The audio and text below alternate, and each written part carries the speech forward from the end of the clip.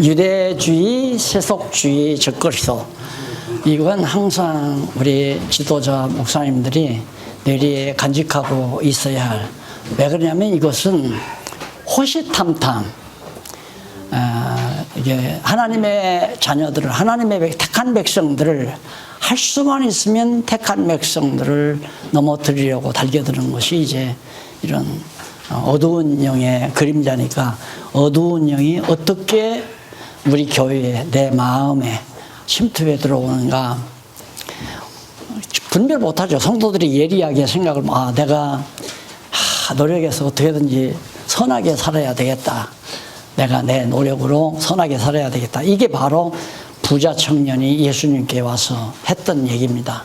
내가 어떻게 하여야 영생을 얻으리까? 뭔가 자기가 뭘 해서 얻으려고 하는, 이게 아주 간단한 거죠. 뭐 전혀 잘못 아닌 것 같잖아요.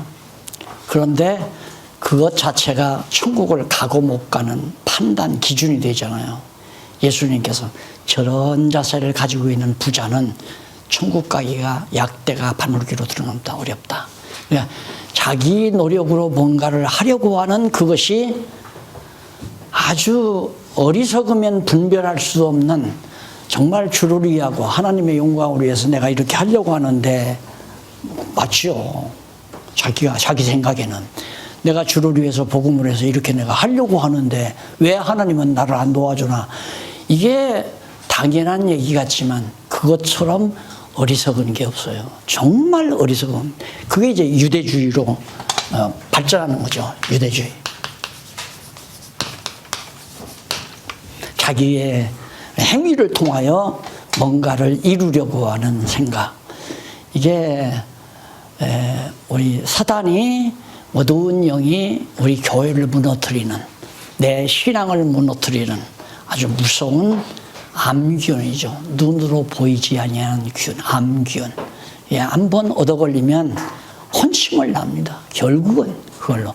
그래서 자포자기하게 만들고 결국은 이제 하나님 앞에 다시 엎드려서 죽으면 죽고 살면 삽니다. 하나님이 살게 하시면 살고 하나님이 죽게 하시면 죽습니다 하고 완전 자기가 포기되는 상태로 가는 것이 가장 하나님의 말씀에 정상적인 자세라고 하는 거. 유대주의는 자기 공로로 자꾸 내세워가는 거죠. 자기 업적, 자기 노력으로. 그 다음 이제 세속주의는 두 번, 세속주의. 정말 이건 뭐 시시각각으로 백화점을 가도 어디 시장을 가도 거리를 헤매도 그냥 계속해서 보고 듣고 느끼는 감각들이 전부 우리를 유혹하게 만들잖아요. 세속의 모든 것들이. 그래서 저것도 내 중심을 잃어버리게 되면 흔들리게 되죠. 자꾸만 흔들리게 되고. 적그리스도는 제법 주를 위해서 한다고 하지만은 자기 중심으로, 자기가 기준이 돼가지고 교회를 이끌거나 어떤 집단을 이끌거나 그렇게 하려고 할 때 그게 바로 그리스도 자리를 쟁탈하는, 누가 그리스도의 자리를 쟁취하나. 옛날에 누가 어느 분이 그런 책을 하나 썼더라고요. 청년 시절에 읽은 기억이 나는데 그때 그 책을 상당히 이제 감명 깊게 읽었죠. 누가 그리스도의 영광을 탈취하는가. 바로 종교 지도자들이 그런 위험성이 너무합니다.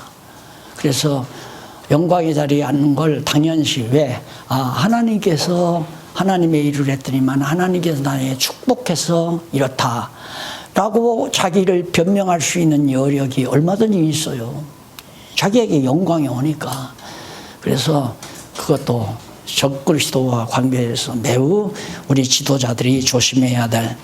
그래서 이 적그리스도에 대한 것이 바로 이제 요한 1.3 유다, 요한 1.3 유다, 베드로 전후 요한 1.3 유다인가요? 그렇게 나오죠. 그래서 이제 그 그리스도에 대한 확증, 예수 그리스도가 어떤 분인가 하고 확증해 주면서 비옥자에 대한 경계가 나옵니다. 사도 요한이 이제 그 요한복음에 보면 그게 나오죠. 그래서 거기 일단 440페이지 제일 위에 줄 보면 말씀이신 그리스도에 대한 증거인데 그것은 생명의 말씀에 대한 개론과 말씀을 기록한 목적에 대한 것입니다. 요한 1서에 나오는 서문 내용을 간단히 요약한 거죠. 요한 1서가 왜 기록됐는가? 지금 적그리스도가 많이 산재해 있다. 그러면 사도 요한 때만 그런 게 아니라 지금도 그래요. 지금도 적그리스도가. 이게 두드러진 것은 이단들이죠. 이단들, 교주들, 특히 교주들. 그러니까 교주가 교회 머리에 자리에 앉아서 몸된 그리스도의 지체들을 다 장악하고 주관해서 치부하고 그러다가 다 망하잖아요. 그게 이단 정체들은 돈을 모아서 돈과 함께 망해버리고 말아요. 다 한번 교회에서 아무리 한국 교회에서도 살펴보십시오. 결국에는 막 엄청난 돈을 끌어모았다가 그 돈과 함께 망해버리잖아요. 지금 정말 그 시체들이 널브러져 있는 그런 이단, 우리 한국 60년대, 50년대, 60년대에 휩쓸었던 전도관. 지금은 정말 추할 정도로 그 잔재들, 시체의 잔재들이 널브러져 있잖아요. 그러니까 벌써 이제 내가 볼 때 저도 해봤잖아요. 야, 이거 정말 그 매력 앞에 안 넘어갈 사람은 없겠구나. 저도 교회를 여러분들이 와 보셨지만 그런 건 상상도 못했다니까요. 도저히. 왜? 돈 내라고 강조도 안 하지. 11조 하라고 강조도 안 하지. 나도 못 먹고 나도 안 먹여 살리지. 그런데 언제 그런 걸 해요? 그걸 하게 된 동기가 이제 집을 짓게 된 동기가 단결을 하더라고요. 교인들이 이제 노예에서 날 죽이려고 하니까 딱 단결을 해서 대중심으로 단결을 해요. 그게 60, 70명밖에 안 되더라고. 나이 드신 분으로, 경험 있는 분들로. 교회 싸움 많이 해보신 분들이 남아가지고 이럴 때는 이렇게 대처해야 한다 해서 나를 딱 끌어안더라고요. 여기 박 목사 죽으면 안 된다고. 박 목사 살려야 우리가 말씀 받고 산다고. 그래서 그 300명 가까이 240, 50명씩 모이던 교인들이 다 흩어져 버리고 여기도 마찬가지다 하고 나간 게 3분의 1. 그 다음 반대 노회편에 쓴 사람들이 벌써 한 7, 80명, 100여 명 가까이 글이 다 나가버려. 남는 게 60, 70명 겨우 노인 양반들, 경험 있는 분들만 남아가지고 딱 단결을 하더니만 그때부터 막 나름대로 아무 데도 가지 말고 그러고 진짜 이제 교회를 그렇게 전통 교회처럼 딱 만들어서 생활비 주고 그 다음 다 당리도 만들고 조직해서 이제 그렇게 해나가게 된 거예요. 그러더니만 10년 되니까 금방 땅 사가지고 예배당 진 거 아니에요. 교회당을, 본당을, 1000평에다가 본당을 주고 10년, 교인 70명, 60, 70명 남아가지고. 그게 나도 참 신기한 거죠. 그러니까 하나님께서 너희 새끼 넘어가나 안 넘어가나 한번 하나님이 지금 주어보는 거죠. 솔로몬에게 부를 준 것처럼 나한테도 난 상상도 못하던 일이 자꾸 이루어지니까 처음에는 IMF 맞아가지고 완전히 땅값이 형편없으니까 그래서 죽은 거거든요.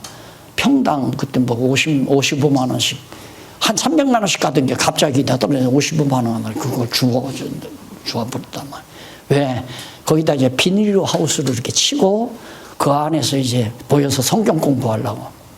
그런데 딱 사놓으니까 무슨 소리냐 우리가 교회당 지면 평생 한 번 집에 2번 짓겠냐고. 집시다. 그러면서 연보들을 막 하는 게 그러니까 건물이 올라갔잖아요. 짓고 나니까 그 다음 교인들이 몰려오기 시작하는데 야 주차장이 모자라는 거예요.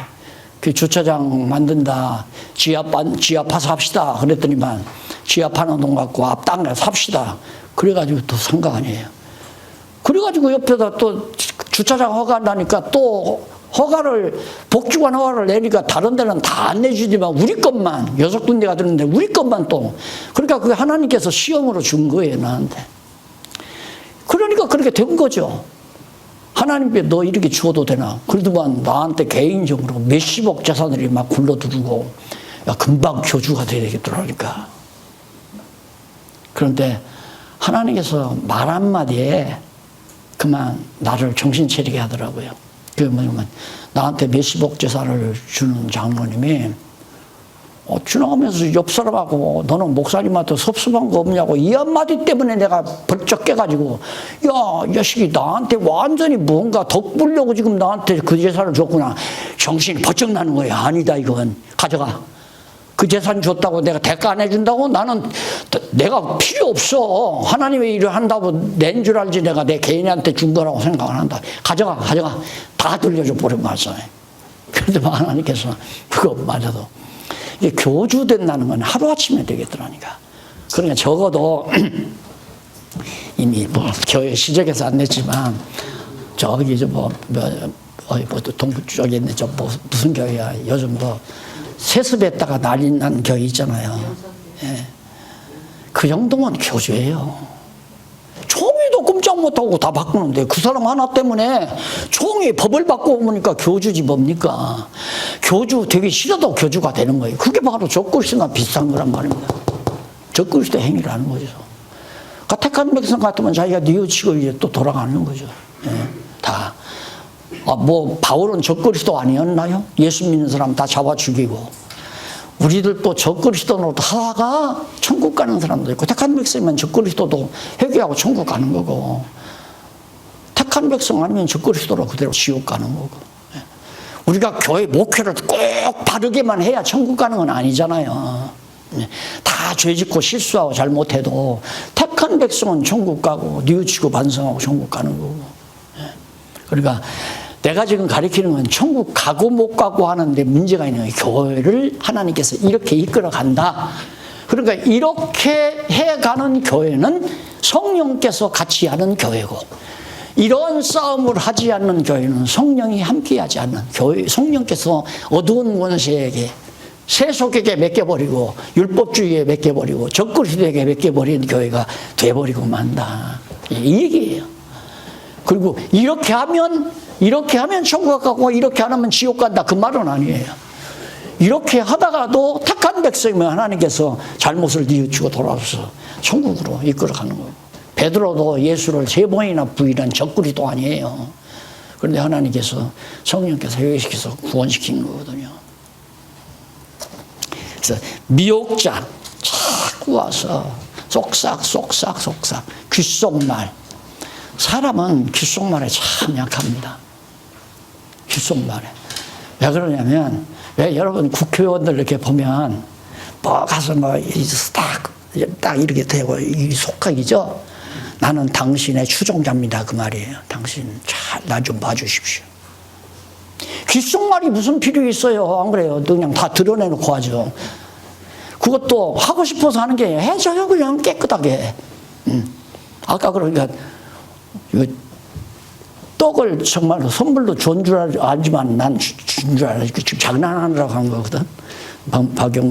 박윤문 목사님이. 오늘 와이사서 주는 것도 내가 다 그냥 이렇게 해버리잖아요. 귓속말이 필요 없어요, 그냥. 예, 어디든지 와서, 어디든지 가서 귓속말로 한다는 건 정당하지 못하자는 얘기예요. 그렇잖아요. 옆에 사람이 알아들으면 안 된다, 이 말이거든요. 바로 유혹자가 하는 태도가 바로 이거예요. 아이고, 집사님, 여기 몇 년 다녔어요? 나 지금 여기 다닌 지가 한 10년 됐을 거려. 성경 알아? 성경 목사님 말씀 들으면 되지. 성경이 무슨 필요? 모르는 소리 하지 마. 성경 이거 봐. 그래가지고 침투에 들어오는 거 아니에요. 그래가지고. 그래서 딱 성경 보니까 14만 4천, 나 이런 얘기 처음 들어보는데, 봐요. 14만 4천 외에는 하고 딱 성경 딱딱딱 시켜버려. 그 다음부터는 울렁울렁. 내가 목사님한테 쏘갔나. 이거 10년 헛살았나. 이러다가 그냥 꿀꺽 다 넘어가는 거 아니에요. 송두리째 넘어가요. 교회가 송두리째. 그래서 유혹자들은 언제나 당당하지 못하다. 귓속말로 속은. 거기에 또 우리는 마음이 약하고 이렇게 해서 결국 요한 1, 2, 3서가 요한 1서, 2서, 3서가 전부 적그리스도 조심해라. 적그리스도. 이걸 배격하고 미혹자를 배격해라. 바울도 계속해서 복음을 전하면 또 침투에 들어오는 것이고 계속해서 뒤 따라다니면서 야 바울의 말도 옳기는 옳은데 이렇게 들어가요. 바울의 말도 옳기는 옳은데 그러나 율법도 지켜야 된다. 아주 별것도 아니지만 이것 때문에 교회들이 다 흔들려 버리고 나중에는 이제 적극적으로 바울 죽여버리려고 하고 그래도 가서 유혹하고 해도 계속해서 바울을 추종하니까 바울 저가 죽여버려야 된다. 그래 바울 죽이려고 해서 바울이 결국에는 그걸로 인해서 그것도 하나님께서 바울을 로마로 보내시려는 하나님의 놀라운 섭리죠. 그러니까 성경을 보면서 참 많이 제가 이렇게 생각이 바꿔지고 고쳐지고 하는 이유가 하나님이 나를 목회 과정에서 이단을 크게 3번이나 이단 시비 받아가지고 고난을 겪은 것은 나를 교주로 만들지 않게 하시려는 하나님의 섭리였구나 이렇게 생각을 했어요. 그렇게 이해를 하니까 그게 도리어 참 하나님의 은혜로 다가오더라고요. 그래서 책머리에다가 나를 죽인 경기노예 외태 정말 감사한 생각을 가진다. 왜? 나를 그때 이단 정죄를 했기 때문에 내가 이렇게 내 자리에 서지 않고 적그리스도 자리에 앉지 아니하고 나야 앉을 수 있었죠. 아까 보셨잖아요. 폼. 예. 사자어 외치면 무섭다고 그래요. 무섭다. 그게 이제 20대 전후반에 한국을 누볐던 스타일입니다. 예. 그러니까 그게 얼마나 사람들의 영혼을 앗아먹는 행가를 나중에야 제가 깨달았죠. 나중에요. 그래서 목회 과정에서 그런 거 나오다가도 막 이런 한국계 현실을 막 터져나요. 오늘 내가 지금 요 분야 강의하면서 등골에 처음으로 땀이 났어요. 여기 와서 등골에 땀나게 강의한 건 오늘이 처음입니다. 이거 생각하니까 그래요. 이런 나쁜 인간들. 예. 이런 사악한 어둠의 무리들이 한국교회를 다 잠식하다시피 하니까 얼마나 열받을 일이에요. 마지막으로 요한계시록, 계시록에 계시된 하나님. 목차만 간단히 보셔도 알 겁니다. 계시록에는 그 444페이지 다음에 나오는 445페이지가 되겠죠. 제5장 계시록에 계시된 하나님. 요한계시록에는 어떤 하나님? 마찬가지로 여호와 하나님이 계시다는 거예요. 요한계시록에. 뭘로? 제1절 교훈과 약속으로 계시하시죠. 7교회에 대해서 교훈을 하죠. 교회가 아시아 7교회. 이게 터키 아니에요. 터키면 아시아가 이 무렵에 나오잖아요. 아시아 이 지역에. 이 지역에 7교회가 다 자리 잡고 있잖아요. 이게 이제 사도 바울이 선교할 때 이 아시아에 세운 7교회를 대표적으로 하고 있는데 이쪽은 이제 그리스, 아가야 지방하고 헬라 지역, 마게도니아 지역하고 아가야 지역하고 이쪽에는 이쪽 로마의 영향을 일찍 받죠. 그래서 교회가 다 일찍 잠식되고 이쪽은 이제 여기 에게를 건너와야 되니까 여기 한번 실제 가서 현지 답사를 해보니까 성들이 막 아주 튼튼하게 이쪽에 성들이 왜 이쪽 치고 들어오려고. 그래서 여기가 보면 동서양의 충돌 모습이 지금도 흔적으로 다 남아있더라고요.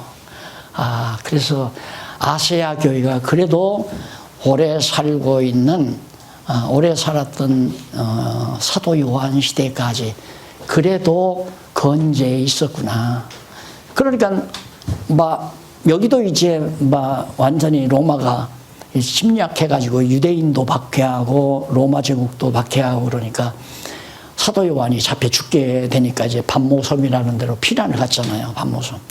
여기를 가보려다가 너무 바람이 많아가지고 들어가면 못 나오는 경우가 많대요. 바람 때문에. 여행 일정이 이제 어긋난다고 해서 그냥 날짜만 잡았다가 못 들어가고 말았는데, 여기 들어가서 사도 요한이 이제 우추 한 95년경이죠. 은신하고 숨어 있는데, 그때 이렇게 하나님께서 사도 요한에게 이제 환상으로 음성으로 다 계시해 준 요한 계시록이에요. 그러니까 내가 볼 때 이제 다른 데는 로마서, 뭐 갈라디아, 고린도전은 갈라디아 갈라디아 지역의 교회들에게 보낸 편지라 해서 갈라디아, 로마에 보낸 편지라 로마서 이러거든요. 이건 로마서, 갈라디아서 이래요. 그런데 아시아 7교회에 보낸 편지는 요한 계시록. 자, 이 명칭을 보면 이건 계시록인데 이건 바울의 편지로구나, 이렇게 느끼잖아요. 그게 얼마나 이 제목 자체가 우리에게 잘못된 뉘앙스를 남겨주는가. 이것도 계시 아니에요. 성령 감동으로 계시한 말씀을 기록하는데, 기록된 성령 감동으로 주신 말씀을 편지로 기록해서 보냈고, 여기는 사도 요한이 성령으로 알려주신 계시의 내용을 편지로 보냈고, 똑같아요. 쓴 장소와 기록된 사람만 틀리지 계시록이란 말입니다. 다 하나님께서 주신 계시를 기록한 책인데 이건 계시록이라고 하는 거예요. 이것만 계시록이라고 한다 이거예요. 그래서 제가 이걸 전부 다 서신, 요한계시록도 서신이에요. 안 그래요? 이것도 받은 계시를 편지로 기록해서 보낸 거고, 이것도 똑같이 반모섬에서 받은 계시를 편지로 기록해서 보내준 거고, 7교회에 돌려가면서 보도록. 그러니까 성경의 이 제목 자체가 우리에게 엄청난 잘못된 관념을 가져다 주는 결과가 된다. 그래서 사실은 요한계시록을 따로 취급을 안 해야 되는데, 이게 언제 이게 기록됐냐면, 처음 이걸 쓸 때 1990년도에 그때 이제 요한계시록 신약을 썼어요. 1990년도에. 그러니까 지금으로 말하면 90년, 2000년, 2000년, 30년 전이에요. 30년 전에 기존적으로 이렇게 썼는데, 이렇게 표시했는데, 나중에 이제 강론집을 쓰다가 보니까 이 요한계시록을 특별히 취급한다는 자체가 성경을 이게 차별화하는 결과가 된다. 그래서 묻기를 어떻게 묻느냐면, 언약은 바로 예수님께서 하신 복음서에서 하신 언약의 내용으로 잡고, 그 다음 교회 설립은, 교회 기초는 마태, 마가, 누가, 요한복음 예수님 자신이 한 거고, 그 다음 성령께서 성취하시는 것으로 사도행전에서 요한계시록까지 한꺼번에 묶어버렸죠. 강론집은. 그래서 만약에 내가 성경신학 개론을 다시 이제 한번 집필할 수 있는 기회를 하나님이 허락해 주신다면, 이제는 이렇게 요한계시록을 따로 취급 안 하고 바로 사도행전에서부터 요한계시록까지 성령의 사역을 통한 하나님에 대한 계시, 예수 그리스도를 통한 하나님에 대한 하나님 여호와 계시, 성령을 통한 여호와 계시, 이런 식으로 깔끔하게 대정리를 하고 싶다는 생각을 계속 늘 하면서 살아갑니다. 그러나 뭐 근본적으로는 전체 내용적으로는 뭐 다른 거 없습니다. 똑같은데 다만 구조를 더 편리하고 합리적으로 잘 이렇게 만들고 싶다는 그런 생각을 지금 미리 말씀을 해드리는 겁니다. 그러니까 요한계시록, 갈라디아서, 로마서, 이거 제목 자체가 잘못된 것이다. 다 계시록이야. 전부가 다 계시를 받아서 하는 거지. 마태복음도 마가, 누가, 요한. 그게 요한서라고 해야 되냐. 요한서. 요한 1, 2, 3서 했듯이 계속해서 요한사서라고 하든가. 그러면 이게 상관이 없는데, 특별히 이걸 요한계시록이라고 하다 보니까 요한계시록을 특별한 글로 착각하도록 그렇게 만들어놨다. 그래서 아시아 7교회에 대해서 하나님께서 교훈하면서, 너는 뭘 잘못하고, 너는 처음 사랑을 잃었고, 너는 뭐 니골라당을 영접했고 어쩌고 잘못된 거 다 지적하잖아요. 이게 다 7개 교회가 다 하나님의 교회예요. 성령이. 그러니까 성령이 인도에 가시는 교회인데 그리스도가 예수 그리스도의 별 7별을 갖고 7 촛대를 가지신 이가 바로 교회를 순방하잖아요. 예, 7 교회 사이로 돌아다니신다. 그 말은 하나님께서 예수 그리스도께서 머리 대신 예수 그리스도께서 성령으로 세상에 잘된 교회나 잘못된 교회 할 것 없이 다 돌보고 주관하시고 살피고 계시다. 그래서 너는 아직도 니골라당을 영접하고 있구나. 너는 첫사랑을 잊어버렸다. 등등 해가면서 교훈을 쭉 해주는 것이 앞에 나오고 그러면서 너에게는 흰돌을 주고 너희는 만나를 주고 뭐 하면서 약속까지 다 하잖아요. 예, 다.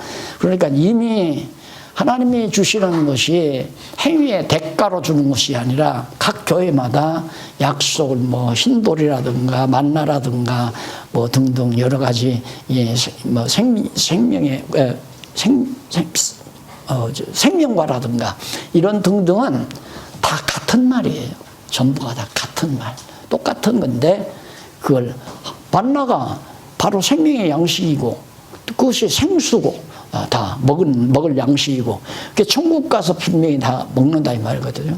아세아 7교회 가운데 잘못된 교회도 많지만은 그들에게도 다 하나님 나라의 그 약속이 다 이루어져, 다 준비되어 있다.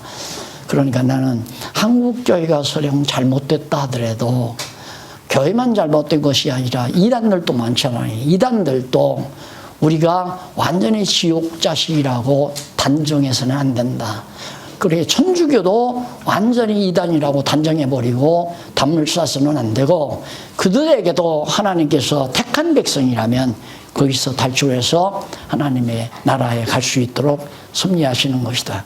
그래서 절대 우리는 하나님 섭리 가운데서 지금 잘못되어 있는 교회도 잘 되도록 말씀을 통하여 정화시키고 그래서 좀 더 교회가 튼튼해지고 그런데 이 교회마다 다 7개 교회가 다 다르잖아요. 지역교회가. 그렇듯이 한국교회도 장로교 다르고 감리교, 성결교 다르고 같은 장로교라도 장로교가 다 서로 다른 면이 다 있잖아요.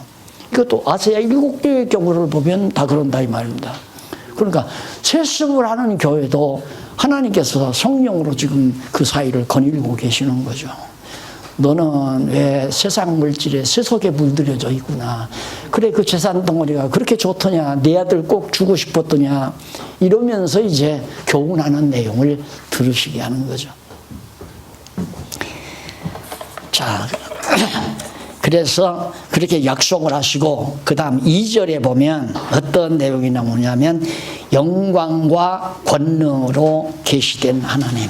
영광과 권능으로 계시되는데 그리스도의 영광을 보이고 그리스도의 권능을 보여줘요. 그러니까 거기에 이제 뭐가 나오느냐면 변과 약속 다음에 3번에 보면 제2절에 보면 영광과 권능 나오죠. 453페이지 그 1번 가로 없는 1 보면 그리스도의 영광을 보인다.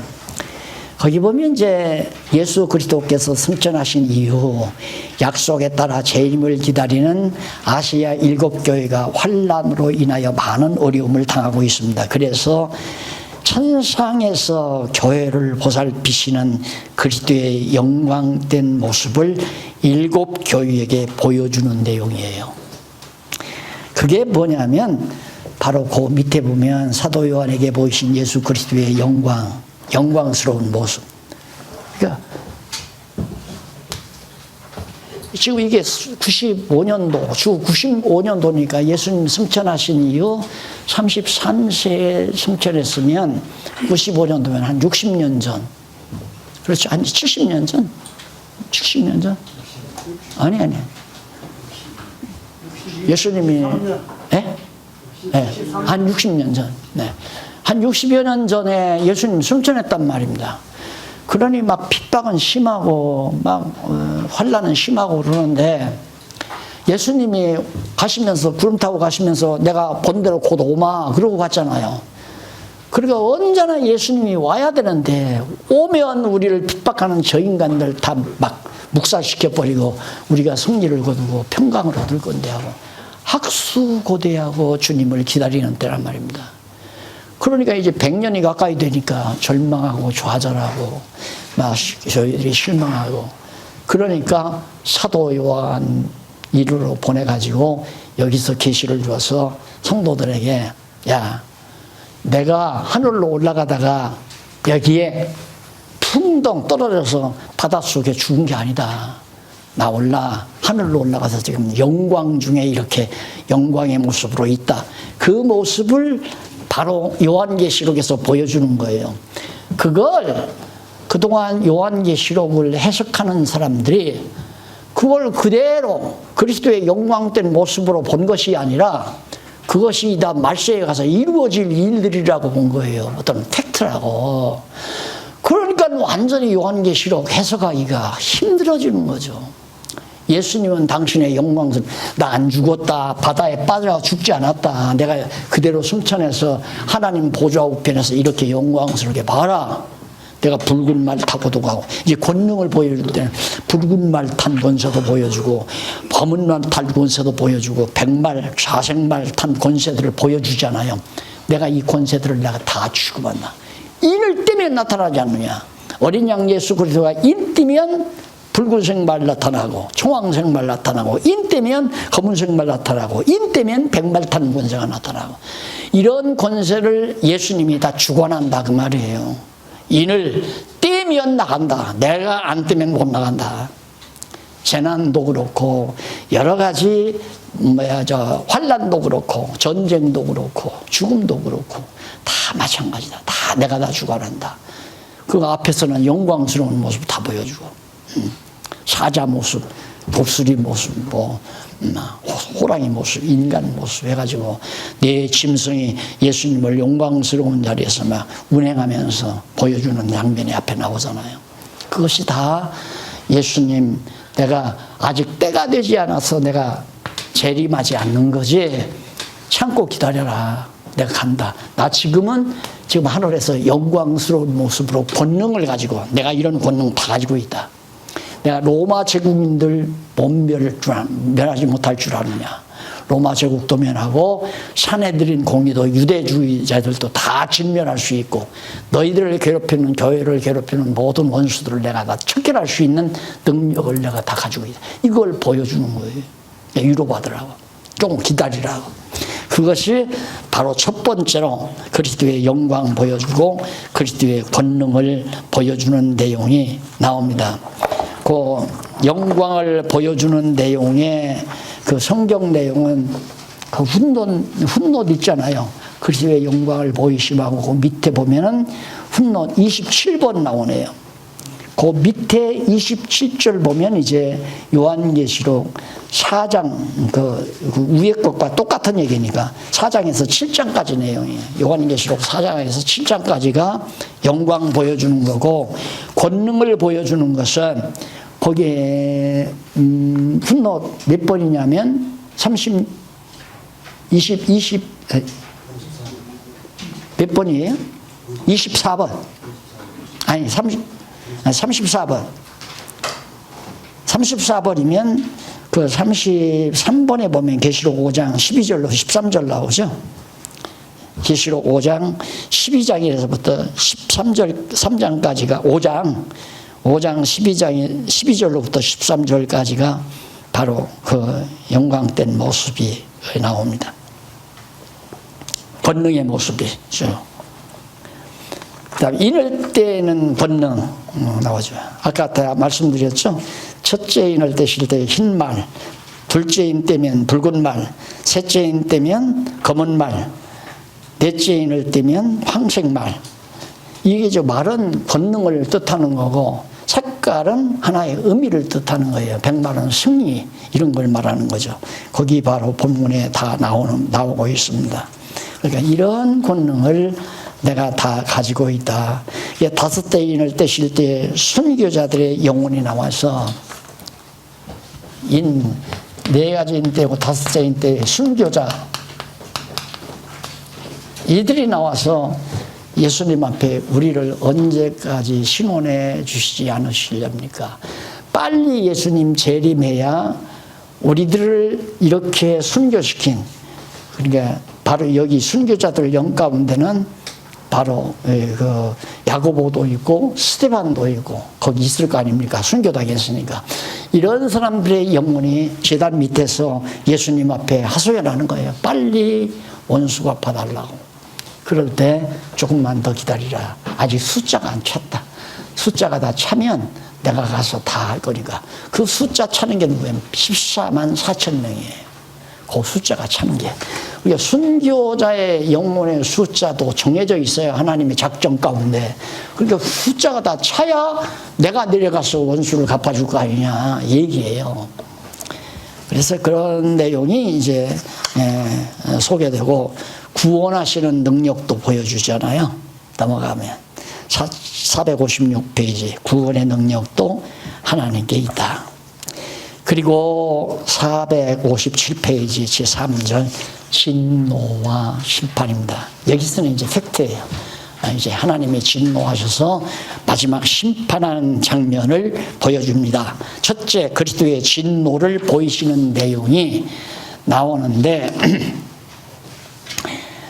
그리스도의 진노의 모습은 458페이지 제일 위에 줄 뒷부분 48번 나옵니다. 분노. 그 밑에 48번에 보면 단어, 거기 보면 이제 또 똑같은 얘기인데 요한계시록 8장에서 18장까지 거기가 바로 하나님의 진노 장면이 나와요.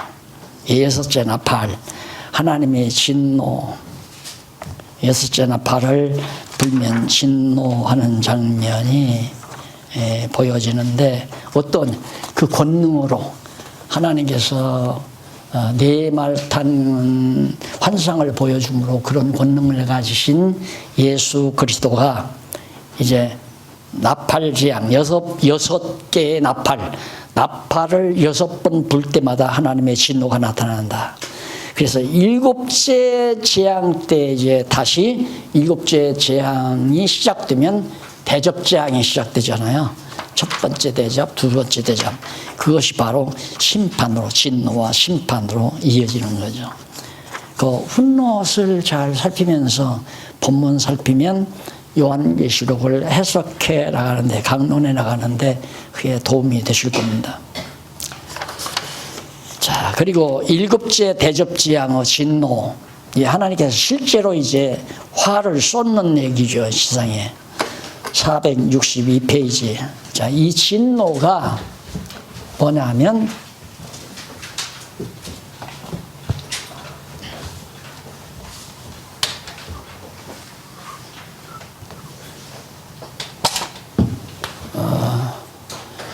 예수님 오시기 전 63년 아시죠? 63년. 이것이 계시록에 나오는 첫째 화예요. 화. 그리고 70년 예루살렘의 성전 불타버리는 것이 둘째 화. 그 다음 132년에서 5년까지가 예루살렘의 성이 다 회파되고 성전도 다 회파되고 유대인들이 예루살렘에서 다 흩어져 버리는 마지막 전쟁. 이것이 이제 셋째 화죠. 셋째 화. 이 화는 화의 시작이에요. 이 시작이 주 132년이니까 지금도 계속되고 있다. 지금 현재도 계속되고 있고 이 화가 언제 끝나느냐 하면 이 나팔 재앙이 있을 때까지 요한계시록까지 이어집니다. 그러니까 아직도 유대인들은 세 번째 화를 당하는 가운데서 살기 때문에 얼마 전만 해도 뭐 이제는 또 옮겨갔다고 그러죠. 대한민국이 지상에서 최고로 위험한 국가다. 그러다가 트럼프하고 김정은이 좀 만나니까 이제는 최고로 위험한 지역이 중동이다.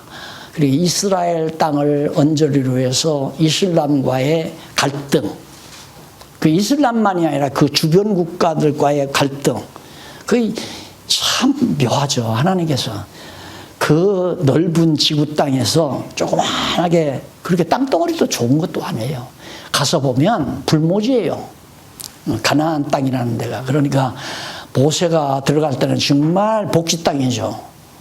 정말로 포도송이 하나가 둘이 이렇게 떼매야만이 될 수 있는 그렇게 비옥하고 아름다운 땅이었는데 완전히 거기가 폐허가 되어가지고 왜?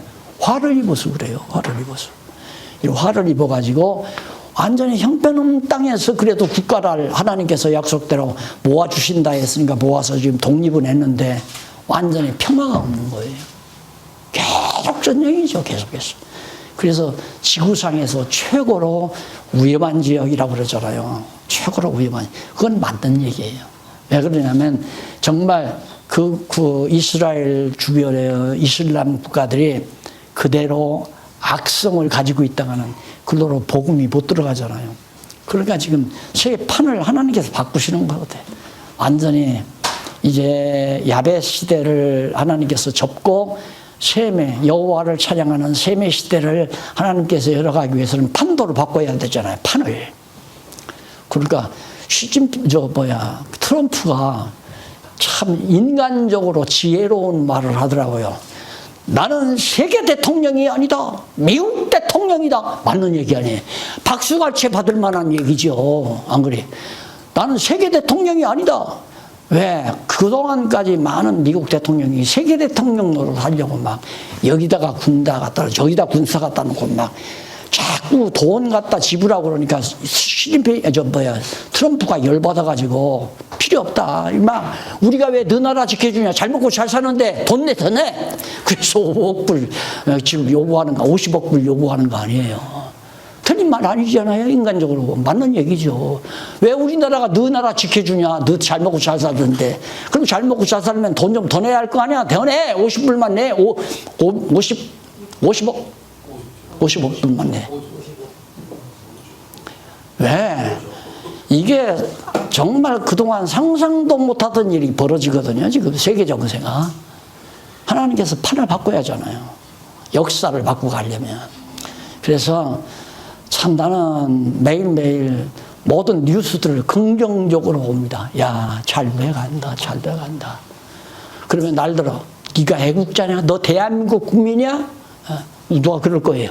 아니 미국이 50억 불 더 내라는데 그게 잘 돼간다고 너 봐도 되는 거야? 50억 불 내라는 그 자체만 잘 돼간다는 얘기 아니라 그렇게 판을 흔드시는 하나님의 섭리가 뜻대로 잘 돼간다 그 말이죠. 하나님의 뜻은 반드시 정하신 대로 이루어갈 겁니다. 그래서 이 환란이 지금 계속되는 거거든요. 셋째 환란이 끝나야 돼요. 끝나야 유대인의 시대가 오는 거죠. 이건 이방인 시대예요. 이방인 시대가 끝나야 유대인 시대가 와요. 이방인의 숫자가 차고 또 유대인의 시대가 와서 유대인 선교를 통해서 순교당한 자들이 14만 4천 명이 딱 차면 그 다음 예수님 재림하는 거죠. 그렇잖아요. 예수님 재림한다 이 말입니다. 너무 분명하잖아요. 요한계시록에 이렇게 돼 있어요. 왜? 나 여호와 하나님 살아계시다.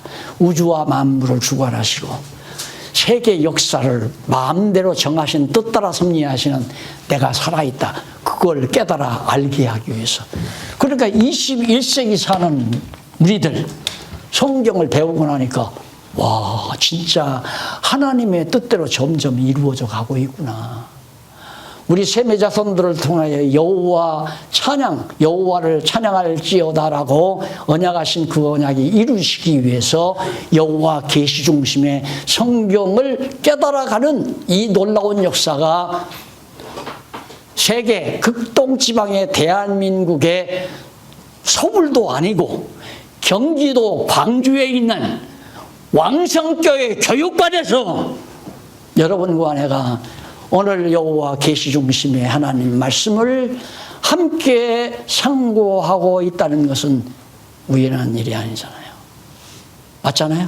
우연한 일이 아니에요. 나는 우리 목사님들이 이 사실만 확실히 믿어져도 등골이 막 훅훅 훅 날 것 같아. 훅. 사람이 건강이 사라지는 것은 등골에 땀이 사라지면, 발바닥 땀이 사라지기 시작하면서 등골에 땀 사라지기 시작하고, 손에 땀이 사라지기 시작하면 굳어지기 시작하고, 굳어지면 목숨이 끊어지는 거고. 어떻게 이런 놀라운 하나님의 섭리를 바라보면서 등골에 땀이 안 나요? 등골에 훅 열이 안 나요. 이 힘으로 사는 거 아니에요? 네. 그 어른들이 과거에 그랬죠. 야, 발바닥 땀 날 때가 좋으니라. 발바닥 땀 날 때가 좋으니라. 아직 땀 나죠, 목사님? 안 뜨거워 죽었어요. 자, 이제 마무리됩니다. 거의 그리스도의 심판을 알리잖아요. 일곱째 재앙 진노한 다음에 그리스도께서 이제 내가 심판하겠다. 그럼 심판이란 무엇인가? 지난번 무엇인가라는 책에 나와 있죠. 심판은 창세전에 언약하신 대로 생명록에 기록된 자는 천국으로 보내고, 생명록에 기록되지 아니하고 누락된 자는 다 지옥으로 보내. 그게 심판이에요. 어떤 사람은 뭐 천국 가면 다 이게 스크린에 자기 일생이 다 나온다는 거예요. 쫙 일생이 나오면 박용기가 나서부터 생활하기 쭉 나오면 부끄러워가지고 아이고 난 빛 가운데 못 있어 그래 어둠으로 들어간다는 거예요. 그럼 지옥 가는 거고, 보니까 막 주를 위해서 충성하고 봉사하고 막 선교 활동하고 막 영광스러운 일을 그래 당당하게 내가 왜 그늘로 와? 난 천국으로 갈 거야 하고 그런 미친 소리가 어디 있어요. 예. 걱정할 거 없어요. 벌써 목사님들 귀가 열려서 다 들었다면 생명록에 기록된 건 틀림없잖아요. 생명록에 기록됐으면 하나님께서 정하신 뜻대로 살게 할 건데 뭘 그렇게 구상이 많고 꿈이 많고 욕심이 많고 야망이 많고, 되는 대로 살면 되는데, 나도 가끔 장로님한테 듣는 설교지만 목사님 되는 대로 합시다. 기가 막힌 설교예요 그게. 되는 대로 합시다. 하나님께서 되는 대로, 교회도 되는 대로, 가정도 되는 대로, 나라도 되는 대로, 되는 대로는 아니 하나님께서 되게 하시는 대로. 그리스도의 심판이 이루어지면 큰 음녀에 대한 심판입니다. 그 음녀가 바로 적그리스도거든요. 아까 말한 적그리스도. 이 적그리스도는 뭐 율법주의도 대동하고 세속주의도 대동하고 완전히 적그리스도가 이것으로 다 유혹해 가니까 이것으로 이래야 된다 저래야. 그 유대주의자들이 자꾸 바울 뒤에 따라다니면서 그래 예수 그리스도를 믿기도 하지만은 율법도 지켜야 된다. 그게 유대주의 아니에요. 그게 적그리스도라 이 말입니다. 세속주의, 세상 물정 다 끌어들여서 세상에서 하듯이 자 투표합시다. 그래서 투표 많이 나오면 장로시키고 투표 많이 나오면 유임 목사시키고, 이거 세속주의 아니고 뭐냐 이거 똑같죠. 안 그래요? 법 만들어서 교인들 다스리고 그거 세속주의예요. 그리고 청바지 있는 놈, 재진 청바지 있는 놈 기타 들고 와서 부부계 때 와서 특송한다고 이야기하시고, 그러니까 또 젊은 애들이 일어나서 막 춤추고 난리를 치고 막. 그래서 젊은이들이 끌어모아가지고. 이게 다 적그리스도들이 그리스도를 배척하고 자기를 따르게 하는 수법들이라는 겁니다.